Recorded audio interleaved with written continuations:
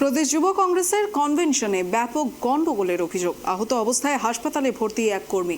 2024 লোকসভা নির্বাচনের আগে কংগ্রেসের ভেতরে এই ধরনের গোষ্ঠী কোন্দল কংগ্রেসকে অনেকটাই ব্যাকফুটে করে দিল বলেই ধারণার রাজনৈতিক মহলে।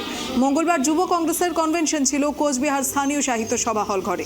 সেখানে শুধু গন্ডগোল নয়, পাশাপাশি সাহিত্য সভার সম্পত্তিও ভাঙচুর হয় বলেই অভিযোগ করেন সাধারণ সম্পাদক সিদ্ধার্থ সান্যাল।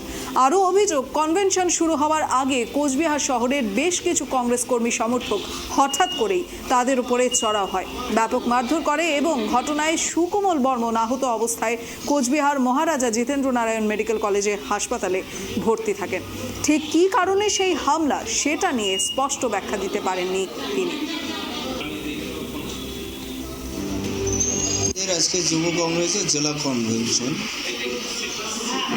প্রদেশ যুব কংগ্রেসের পক্ষ থেকে কোচবিহার জেলার যুব কংগ্রেস কমিটি যেটা ইলেক্টেড ছিল সেটাকে ভেঙে দিয়েছে, ডিজলভ করে দিয়েছে।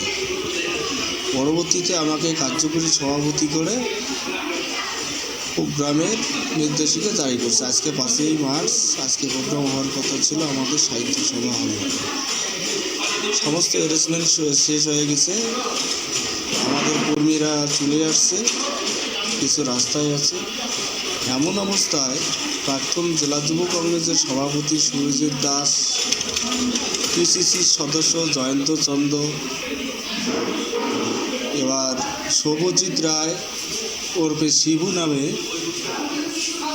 এই কয়েকজন এসে মারধর করা শুরু করে ফ্লেক্স রেস্টুরেন্টের স্টেশনে।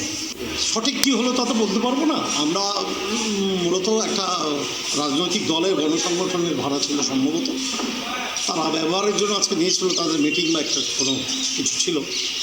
তো আমি একটা খবর পেলাম, আমাদের এই এলাকার একজন ফোন করে বললাম যে এখানে একটু ভাঙচুর হচ্ছে, গণ্ডগোল হচ্ছে। তো যাই হোক, আমি এসে কাউকে পাইনি, কিন্তু যেটা দেখলাম এসে যে আমাদের তাদেরই বোধহয় গেট টেট ছিল, সেই গেট ফেট ভাঙা, এবং শুনলাম যে এটা হয়তো নিজস্ব হতে পারে, জানি না।